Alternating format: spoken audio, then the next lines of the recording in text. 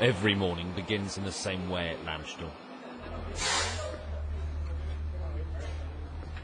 Got it? Got it. Got it. Good. Got it. What? Prepare to lower. Lower. David, welcome to Landshul. You're safe now. They're going to take good care of you, okay? God bless you. These soldiers were flown out of the conflict overnight, most only a few hours after they were injured. After being initially stabilised on the ground in Afghanistan, this is the next critical stage of their treatment. Got it. In the case of battle injured, we'll get some very recent casualties who've been stabilized enough to move the 5 or 6 or 7 hours flight from downrange to here.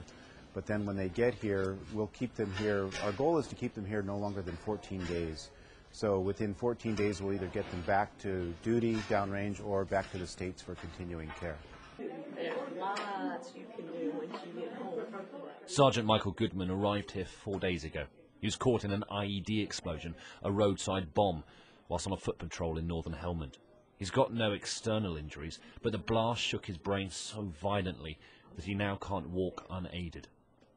I can remember departing for the mission, I can remember completing my first task, and then when I got hit by the IED, I don't remember nothing from the blast. This tour of duty had been Michael's fourth in just 5 years. He's 23 and married with 2 young children, and yet, astonishingly, all he wants to do now is get back to Afghanistan.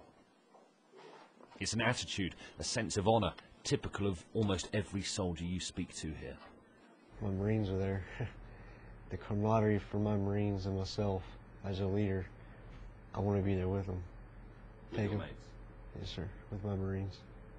So I fear for their safety, and at least if I'm there, I can try to bring them home safety as I promised their parents.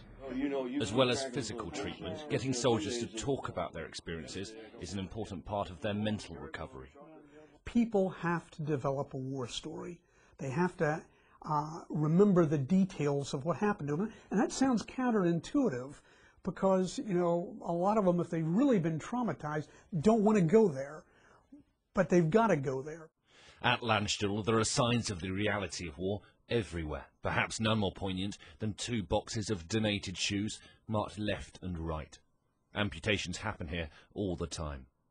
This part of the hospital currently receives 90 boxes a day of shoes, clothes, books, gifts, all from the United States, and it's all free for any of the soldiers who are being treated here. And although it doesn't necessarily show support from the American people for the war in Afghanistan, it does show their support for the soldiers serving there.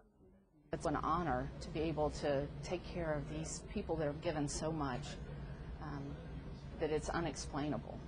You know, we have people that come here to work only for a year at a time, and I've had some that have extended for many years. I've been here 3 years, and I've extended for 2 more. I can't imagine a job that is as rewarding as seeing the miracles that come through here. Almost 60,000 soldiers from 44 different countries have been treated at Landshul. Although not on the front line, what the hospital provides in terms of urgent medical care is immeasurably important. Alistair Bunkall, Sky News, at Landshul in Germany.